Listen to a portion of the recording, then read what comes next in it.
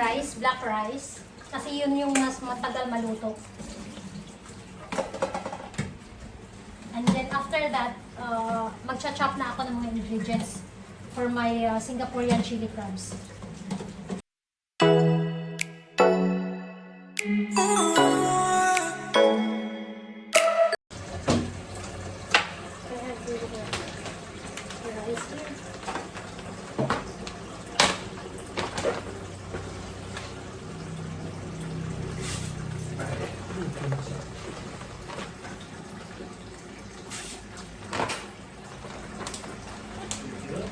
Yeah. Wash it properly, the rice.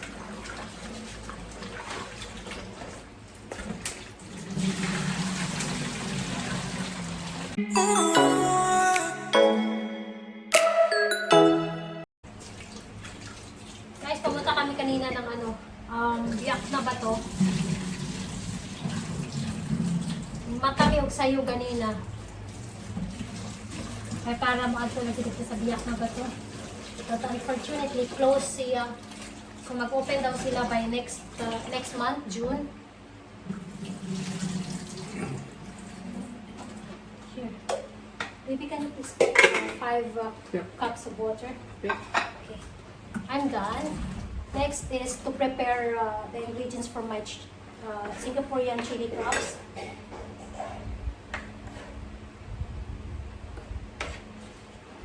Chop ang spring onions.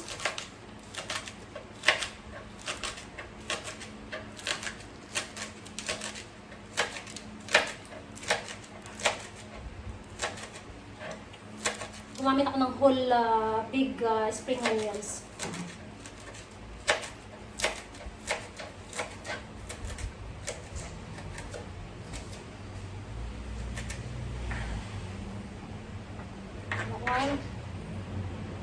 Side.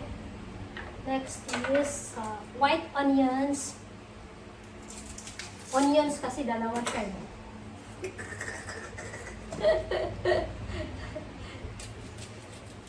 Mas sweeter ang taste ani compare sa red onions.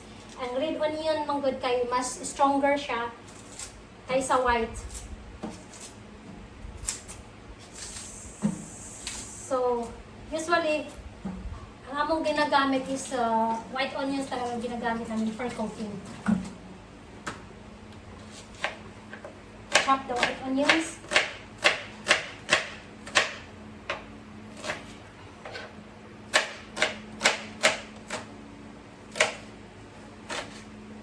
That one. Put here. I used 2.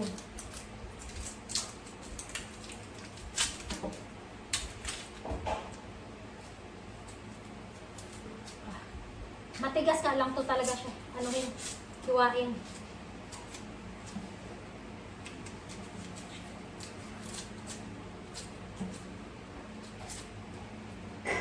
Okay.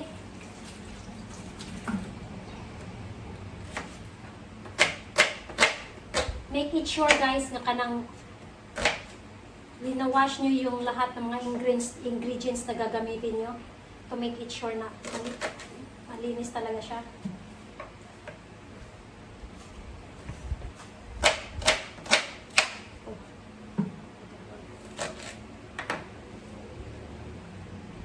That one.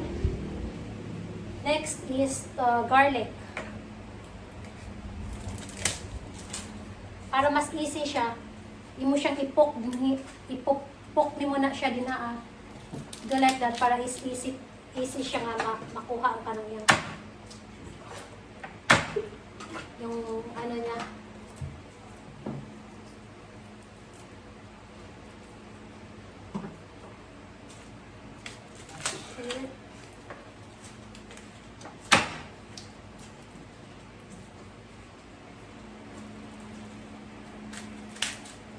Actually guys, this is very easy. Takes like 35 minutes to cook. 35 minutes to cook the Singaporean chili crabs. This is our own version. We didn't follow any ingredient, any tawag doon? Recipe. Recipe. This is our own ingredients. No, not ingredients. This is our own recipe. So I guess this is enough. Do you think this is enough? We need more, yeah? Yeah. Add more, yeah? Yeah.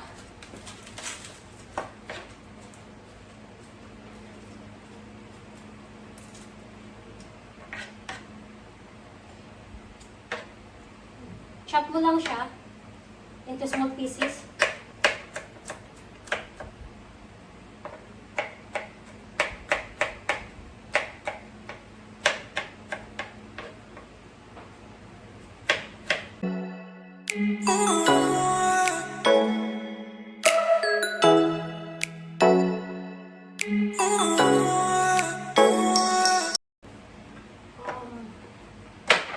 What I have here is green chili and red chili.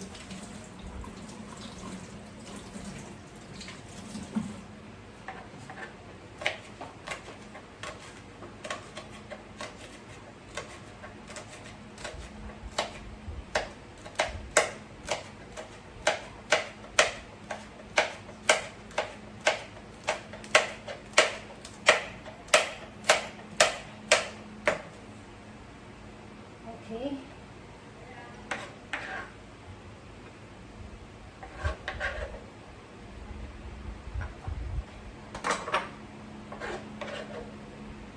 It's done. I'm gonna use also a cayenne pepper, black pepper, paprika, chili garlic sauce. Tomato paste, all-purpose flour. So, actually guys, hinihintay ko pa yung crabs na mamatay siya talaga. It's too hard to cut the crabs na tawag doon, buhay pa siya. Mga ngaga talaga siya. So what I did is, I put those crabs in the freezer para mamatay siya. But it seems like they are still alive. So, I'm gonna figure it out how to cut it. Kasi ikakat ko siya. Ikakat ko siya para ma-absorb yung flavor niya sa meat. So, waiting that one because I'm gonna marinate it all together, the ingredients all together in one pot. Kaso lang, let me try. Let me try this one. Here's my shrimp. This one is clean already. Remove ko na yung black stuff niya sa back side, sa back part nung sugpo.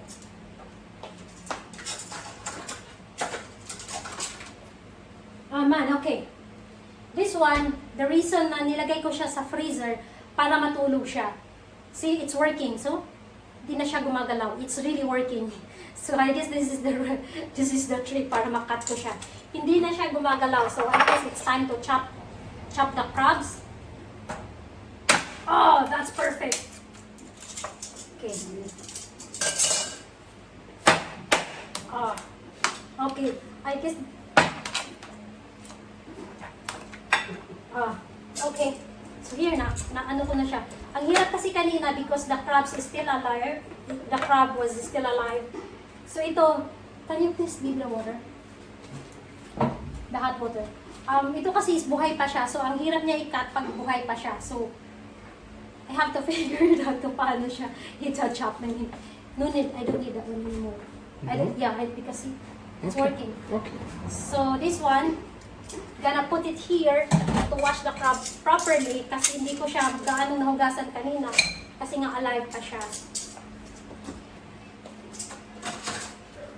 So I guess this is the real way how to put that one there.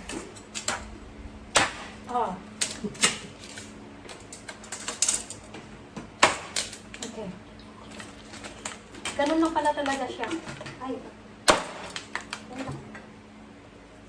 Wait lang. color is like this. Have to wash it.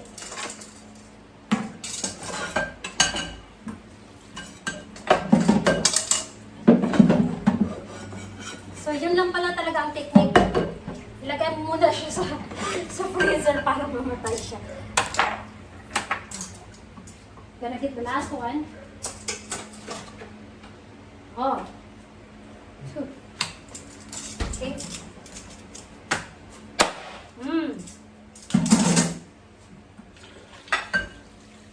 Where is the scissor, baby?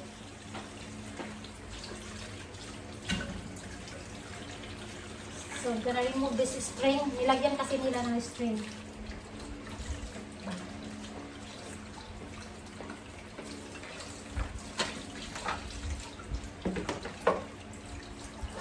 Thank you.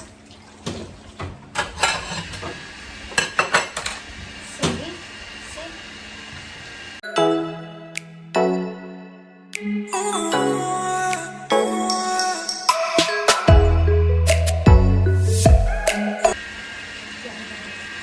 See, as you can see guys, mataba siya. Yung crabs is mataba. See? Make sure na hugasan niyo siyang mabuti. Oh, mataba talaga siya.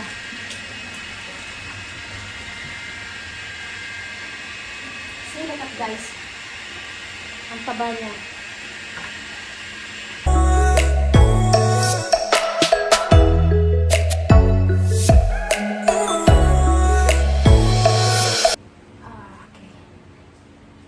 I'm gonna add 3 pieces of shrimp. Ang lalaki niya. Isang piraso pa lang ulam na siya, guys. Okay. Then I still have 2 here. So, put it back in the freezer.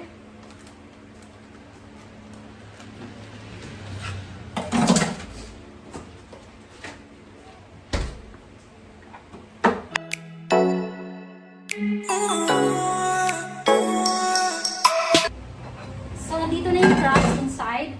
So, I'm gonna put the ingredients here para ma-absorb niya yung flavor. One. Can I have that one? Just Sprite? yeah.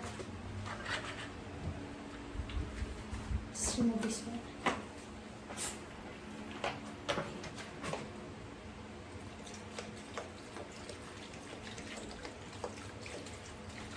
Okay, that's it. Thank you. Put pepper. The tomato paste. Paprika.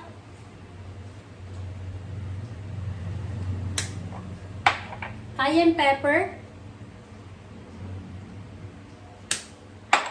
And no Right. ginger. Chop a little bit, yeah. Yeah, you need ginger too. Ginger. But I would saute those a little bit first. Okay. And then throw the crabs in after you saute the Okay, the so this one vegetables. guys, later this one, isusute muna namin to. Then, cook the crabs. Okay.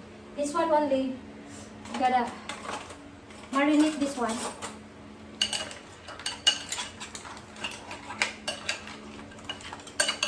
And we're gonna add later, kung after na mag-cook, nagluluto na kami, we're gonna add garlic, chili garlic sauce. But first, we have to marinate this one first para ma-absorb niya yung sweetness and spiciness kasi nilagyan namin siya ng cayenne pepper.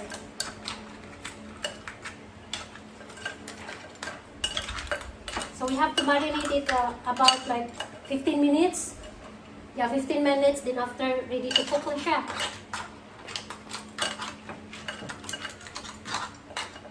Again guys, we don't follow any recipe. This is our own version of Singaporean chili crabs. chili crabs. That's it. Mamarinate natin siya for 15 minutes.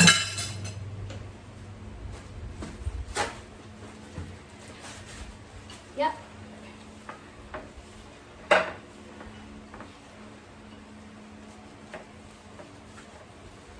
Okay. Wait na lang tayo guys for 15 minutes, okay? So I'm back. Okay. So, tapos ko na siya marinate for 15 minutes. So, start cooking na guys. First, I'm gonna put olive oil. Just a little bit. Little bit enough na little bit of olive oil enough na para sa pag-sauté natin dito sa ingredients. Gonna lower the fire. Okay. First, I'm gonna sauté the onions. Sauté na ako ang onions, guys. So first,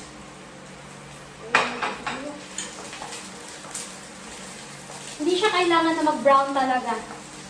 Yung sa tingin mo, yung tama-tama lang siya, naluto siya. Huwag i-overcook ang huwag i-overcook ang onion and garlic kasi mawawala yung mga benefits nila dyan.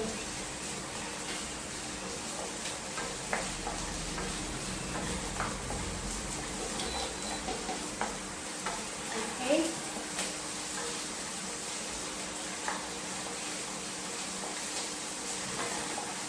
Next is garlic. Ilalagay ko na yung garlic. I'm sorry guys, I forgot to mention earlier na maglalagay din ako ng grated ginger. Next is the garlic.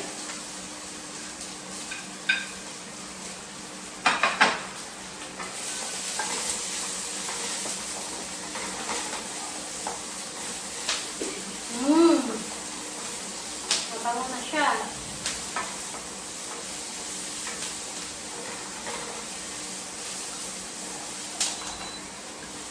Okay. Then, I'm gonna add the konti lang siyang butter. Like that.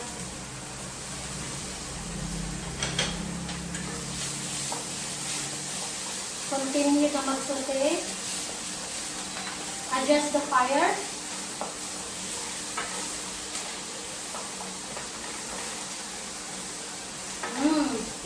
Ayan na siya guys. See?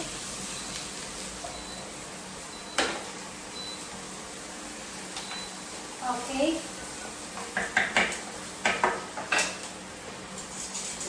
Then add the crabs and the shrimp.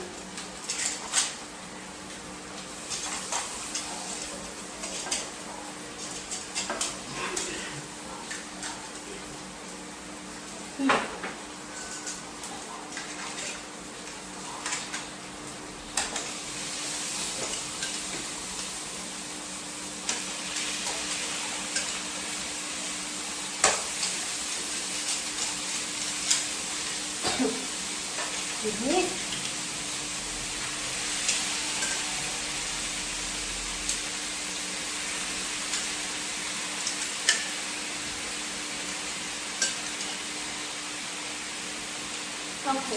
I-mix natin siya and leave this one kasi ilalagay natin siya later. Keep that one. I-mix natin siya.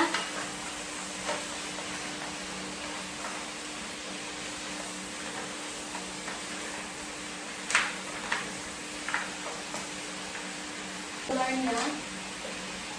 Pasensya na guys sa Tagalog ko guys at saka sa English. Kasi hindi ako fluent sa ganun. Mas unfair naman sa mga Tagalog na nagpa-follow if I don't speak Tagalog. So, hindi talaga ako sanay mag-Tagalog.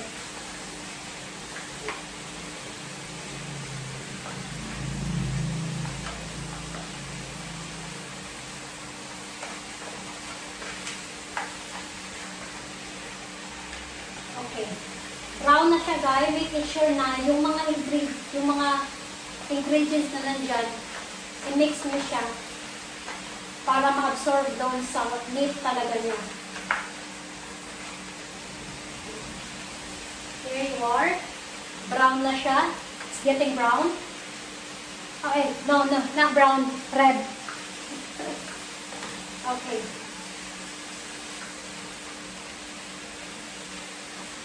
Leave it here for 3 minutes. Cover it. Can you wash this one? Thank you. Add the ginger too. Yeah. And guys, it's time to add the ginger.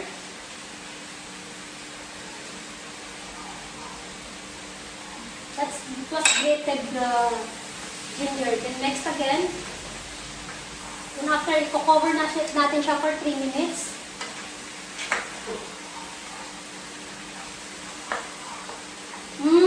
Smell that. Yung aroma nung luya, it's really good smell. Wow. Look at that. Okay.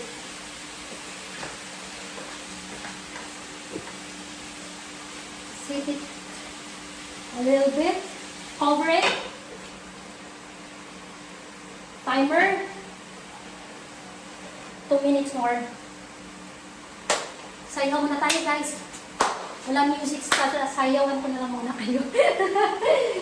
Habang naghihintay tayo ng 2 minutes. So here's the, what you call this? The marinated earlier. I-mix ko siya later.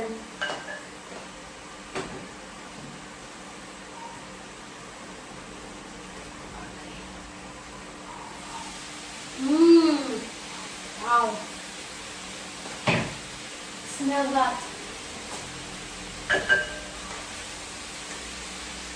Look at the smell. Smell that. Very nice. Okay. I guess it's done. So next is we're gonna add the chili.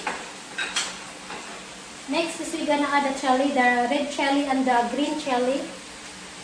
Spread it.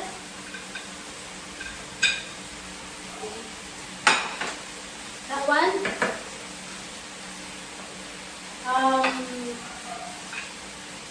This one, guys, the spring onions. I need this one for the garnish later, so I'm gonna use only half portion. I'm gonna use only the hard part. This one.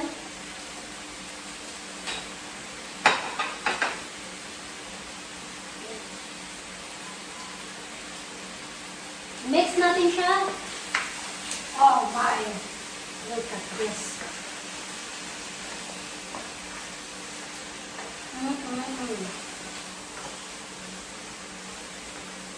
Wow.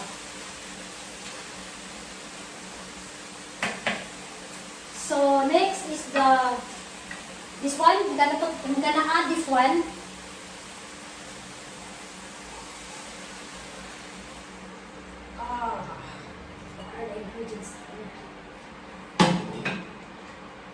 Next is the, what do you call this? It's the flour. That's last. This is the last of me. Sorry guys. Tomato paste and then the vinegar. Tomato paste, then the vinegar, then the chili sauce. Sorry guys, the vinegar. Again guys, this is our own recipe.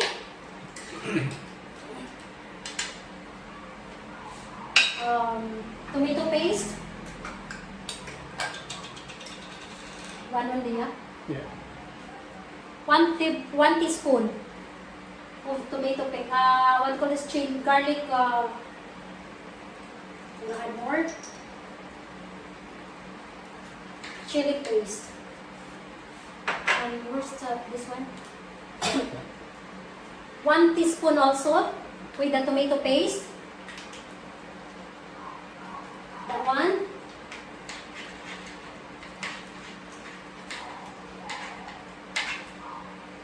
Okay. Then mix it. Wow, look at the what you call this, the sauce. The reason guys, we added vinegar para mabalance yung flavor niya into sweetness There's a little bit of, not sour, just a little, but to make it balance lang with the taste. So, we added vinegar to it para mabalance yung flavor niya. So, there you go. Mix it again.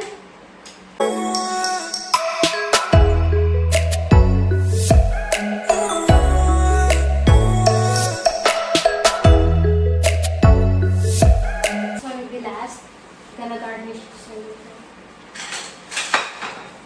I'm gonna show you guys. See, look at. Ay, sorry. Oh, look at that.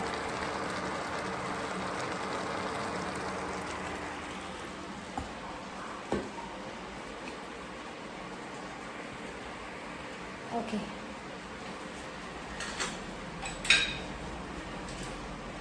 Right again.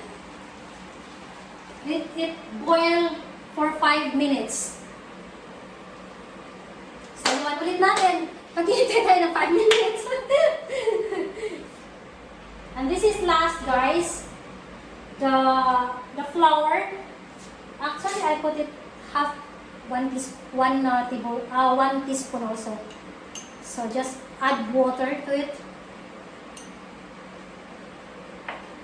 Sayawan natin ulit. Hello! Kasi naghihintay tayo, so. Okay. Check. Wow.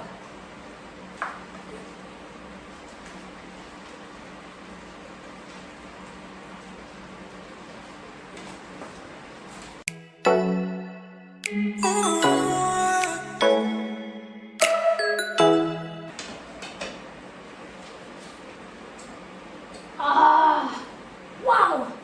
Ang sarap!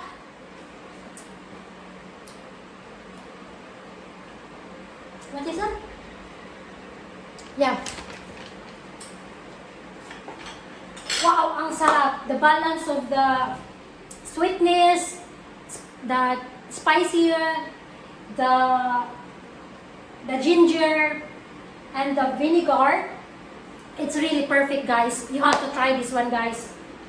Again, we didn't follow any recipe. This is our very own Singaporean chili crabs. I guess it's almost done, guys. It's really hot. Sorry, guys, I'm sweating. It's really hard. It's really hot here in the dirty kitchen.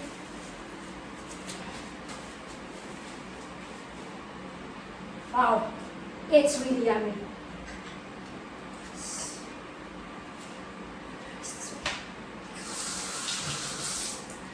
So what I have here is 2 teaspoon. So ipapataste ko siya sa husband ko. Can you taste it maybe? Please. Be careful. Wow. See? It's yummy, yeah? We will add a little bit of tomato paste. So earlier, I mentioned na nag-add lang tayo 1 teaspoon of tomato paste. So I guess it's more yummier or tastier, masarap or what. It's already masarap. But we have to add 1 more teaspoon of what do you call this? Tomato paste. So, it's almost done, guys. I'm gonna show you that.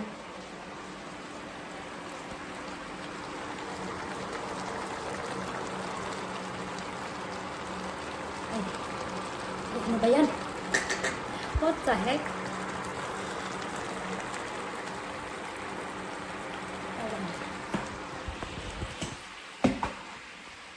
Here you go. Okay. So I guess it's time to add the flour. I'm gonna add, guys, the flour.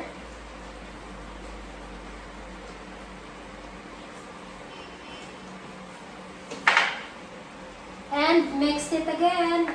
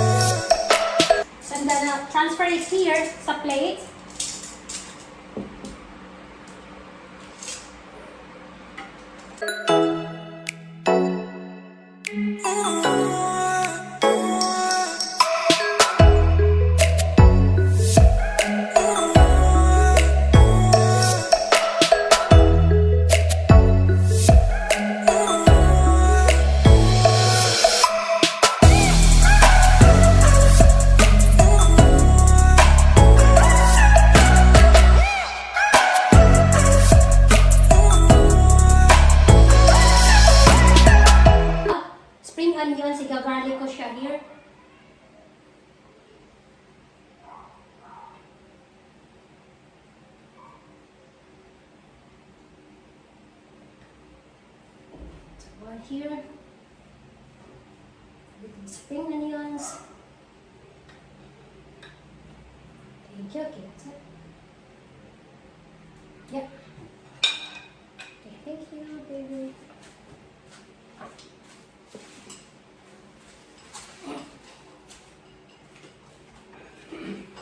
Here guys, ta-da! Singaporean chili crabs, my very own version.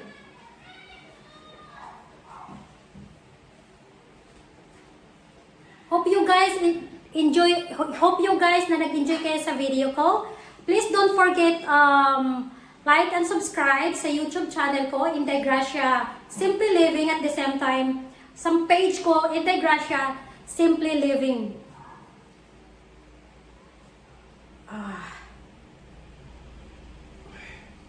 Thank you guys. Keep safe always.